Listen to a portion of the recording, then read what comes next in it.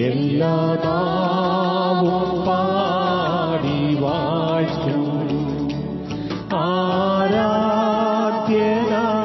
യേശുവേ.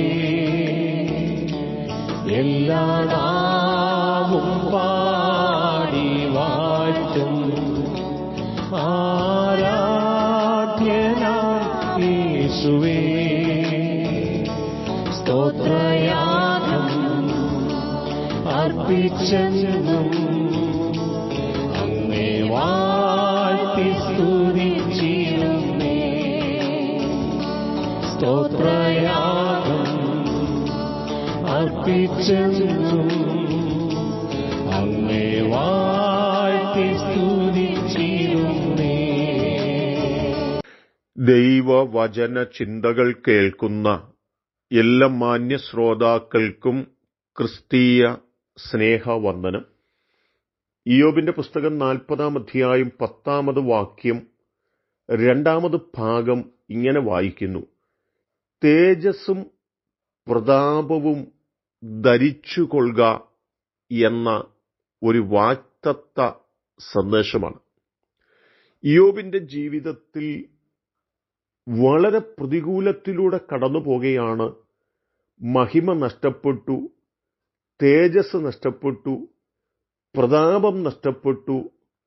എല്ലാ നിലകളിലും നൊമ്പരത്തിലൂടെ കടന്നു പോകുകയാണ്.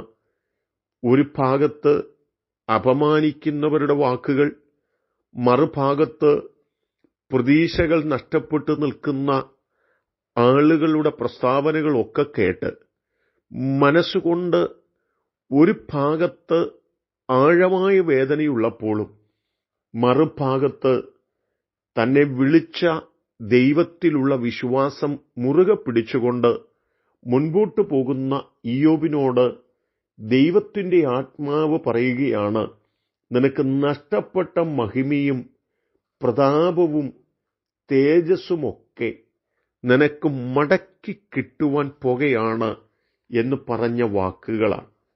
യെശയ്യാപ്രവാചകന്റെ പുസ്തകം 60-ാം അധ്യായത്തിലേക്ക് നാം കടന്നു വരുമ്പോൾ ഇവിടെ കാണുവാൻ കഴിയുന്നത്, നമ്മെ ക്ലേശിപ്പിച്ചവരുടെ ക്ലേശങ്ങൾ നിമിത്തം ജീവിതത്തിനകത്ത് ഒരുപാട് വേദനകൾ സഹിച്ചുകൊണ്ട് മുൻപോട്ട് പോകുമ്പോൾ ഭക്തനോട് ദൈവാത്മാവ് പറയുകയാണ്: എഴുന്നേറ്റ് പ്രകാശിക്ക, നിന്റെ പ്രകാശം വന്നിരിക്കുന്നു, യഹോവയുടെ തേജസ് നിന്റെ മേൽ ഉദിച്ചിരിക്കുന്നു, അന്ധകാരം ഭൂമിയെയും കൂരിരുട്ട് ജാതികളെയും മൂടുന്നു, നിന്റെ മേലോ യഹോവ ഉദിക്കും, അവന്റെ തേജസ്സും നിന്റെ മേൽ പ്രത്യക്ഷമാകും എന്നോർപ്പിക്കുകയാണ്.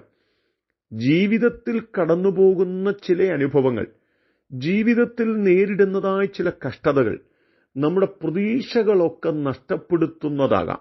നമ്മുടെ എതിരാളികൾ നമ്മെ അപമാനിക്കുകയും നമ്മെ നിന്ദിക്കുകയും നമ്മെ പരിഹസിക്കുകയും ഒക്കെ ചെയ്യുന്നതാകാം. പക്ഷേ ദൈവാത്മാവ് അവിടെ നമ്മോട് പറയുകയാണ്: ഞാനാണ് നിന്നെ വിളിച്ചതെങ്കിൽ, ഞാനാണ് നിന്നെ ആക്കി വച്ചിരിക്കുന്നതെങ്കിൽ, നിന്നെ തകർക്കുവാൻ ഒരു വ്യക്തിക്കോ ഒരു രാജ്യത്തിനോ ഒരു ശക്തിക്കോ ഒന്നും സാധ്യമല്ലെന്നും എൻ്റെ ദിവ്യമായ സാന്നിധ്യം നിന്റെ മേൽ പകർന്ന് നിന്നെ ഞാൻ തേജസ് ഉടുപ്പിച്ച് നിന്നെ മുൻപോട്ട് നയിക്കുമെന്നുള്ള വാഗ്ദത്തമാണ്.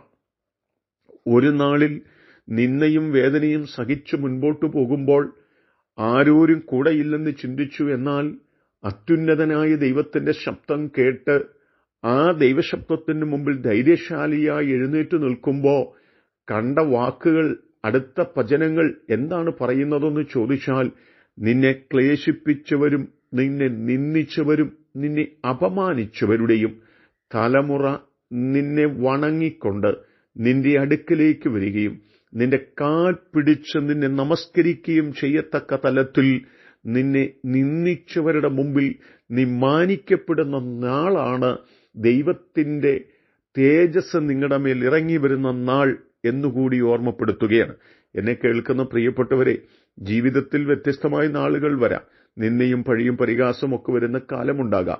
അന്ന് നാം മൗനമായിരിക്കുന്നെങ്കിൽ ദൈവത്തിന്റെ തേജസ് നമ്മുടെ മേൽ വരികയും ആ ദൈവ തേജസ് നമ്മുടെ മേൽ വന്നു കഴിയുമ്പോൾ നമ്മെ നിന്ദിച്ചവരുടെ തലമുറ കാൽ പിടിച്ചുകൊണ്ട് നമസ്കരിക്കുകയും അവർ വണങ്ങിക്കൊണ്ട് നിങ്ങളുടെ മുമ്പിൽ വരികയും നിങ്ങൾ എത്രയും ശ്രേഷ്ഠരാണെന്ന് മറ്റുള്ളവർ മനസ്സിലാക്കുകയും ചെയ്യുന്ന നാളുണ്ട്. ആ സമയം വരെയും വെയിറ്റ് ചെയ്യാം, കാത്തിരിക്കാം, പ്രാർത്ഥിക്കാം. ദൈവം നമ്മെ സഹായിക്കട്ടെ. കരുണയുള്ള ദൈവമേ, ഞങ്ങളുടെ ജീവിതത്തിലെ പ്രയാസഘട്ടങ്ങളിൽ ആ ദൈവത്തിന്റെ ആ സൂര്യൻ ഉദിക്കുന്നതുവരെ ദൈവത്തിന്റെ പ്രകാശം, തേജസ് ഞങ്ങളുടെ മേൽ വരുവോളം ഞങ്ങൾ കാത്തിരിപ്പാൻ സഹായിക്കണമേ. അതിനായി ഞങ്ങളെ സമർപ്പിക്കുന്നു. യേശു കർത്താവിൻ നാമത്തിൽ തന്നെ. ആമേൻ.